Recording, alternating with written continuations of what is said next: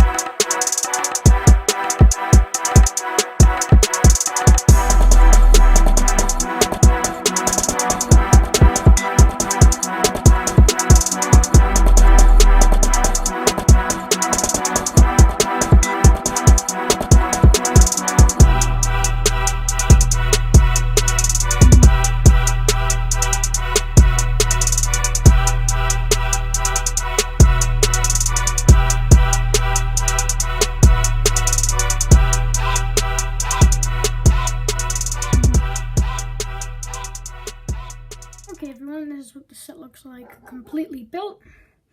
You can see over here we have the instructions, the extra pieces, and like the stir sheet. Good thing there are only 2. I did mess up one, but I'm not going to waste any time. Get into the minifigures.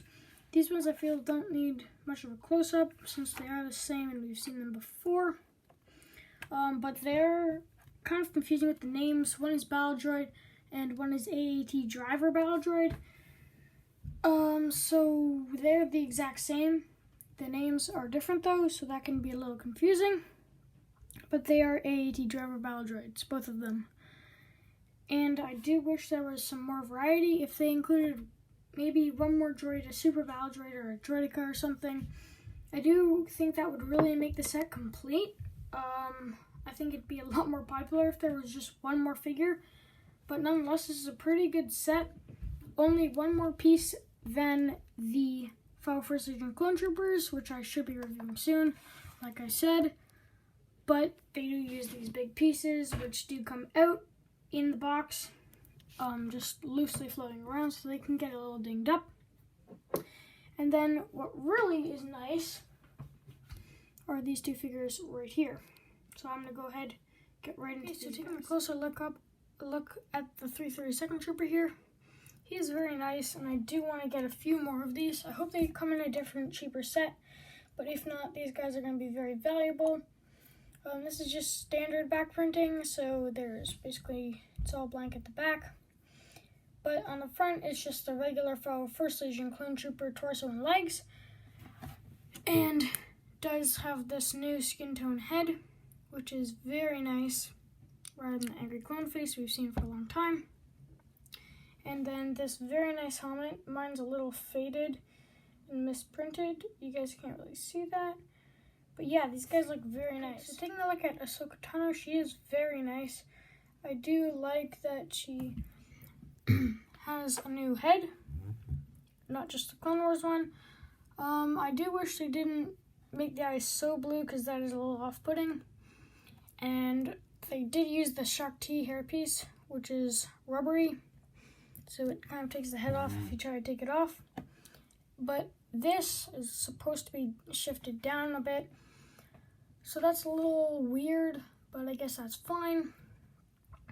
And she has some nice back printing there, and torso and leg printing with hip printing, so it's very continuous. She does come through lightsabers as well, but it's very accurate to Season 7 of the Clone Wars, except for her hair piece, which is the Togruta hair. That is a little too large. If they went for a medium size, I think that would be a lot better, but I understand why they wouldn't want to put a new mold in here. Alright, so now taking a look at the actual tank, there are a few things to get into, but quickly here, we'll just take a look at the cannons. So this cannon is a little too large, definitely. It's too long. Hopefully I'll be doing a mod video on that sometime soon. But I do really like the mechanisms. It is a really fun build. And it's very smooth movement. And then these I have a little bit of trouble with because I can't get the clips to quite work well, but you can aim them up and down. They seem to be working now. That's not really anything, that's just a piece clipped on here with a little bit of a bar. So it's nice. It does rack it a little bit, just because it does have these to make it hover a little, I guess. So it has the hovering effect like in the show. One thing I do wish they would add is the back to open. It does have that kind of effect, but I really do wish that would open. That's kind of my favorite part of the AAT, and that's not present on this model. So if you guys would like that, you have to go to all the way back to the 2009 model, which I'm trying to get. Don't have it, but yeah. I also would like to see how well this head would fit in on the 2009 model. I think it would work quite well since it is a little large for this model, but it is pretty perfect. I mean, it's a very nice design. You can fit your battle droid right inside. Haven't actually done this yet because I just built it, but you can put him inside there. Have the hatch like this, or you can take his blaster off. And it does actually come with this nice gunmetal blaster, which we don't often see. So that's really nice to get. But it closes up very smoothly. Nothing wrong there. I'll aim this up for a second. And then there's the cockpit area, which is very accurate to the show, I might add. Pretty much perfect. There is supposed to be a little chair, which I guess you could put in there very easily, but it wouldn't work well for the battle droid. But yeah, the show does have this very bubbly effect right here, and I think it definitely does capture that cartoonish look of the AAT from the show. It definitely does capture that with everything here. And you can just open the hatch up very smoothly. I think you can still keep his blaster in when you put him in there. You might have to do a little bit of folding like that, but he does fit, and you can Just close it up.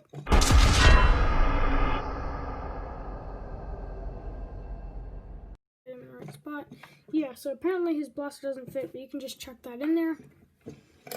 And it does have two different printed control panels, so as you can see, they are both different.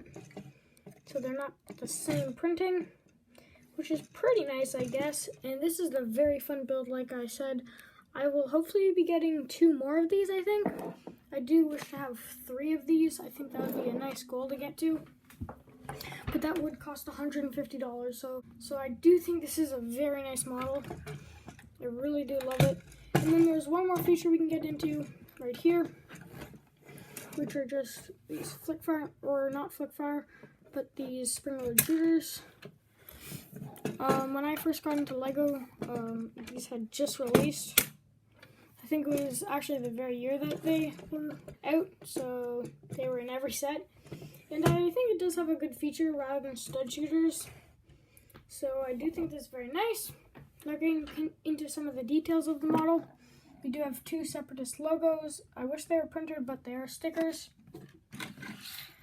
2 antennas up here, like we saw in the Republic fighter tank. Those are just for fencing. They put those pieces in there. But they did not include a stripe or a printed piece to resemble the blue stripe that is coming down. They only have it at the bottom here, but it does not continue up like it should. And we also have these little, I guess these would be the engines or the repulsor lifts for this thing. And this back section does kind of keep it upright from tipping over, which is very nice. And then they do use some very nice and smooth techniques over here to round it off. You guys would probably have to get this for yourself to actually see it, but there are some very nice techniques, and then they use these big pieces here. And I think that's pretty much it for this AAT. So tell me what you guys think in the comment section down below. And I guess I'll see you guys later. Peace out.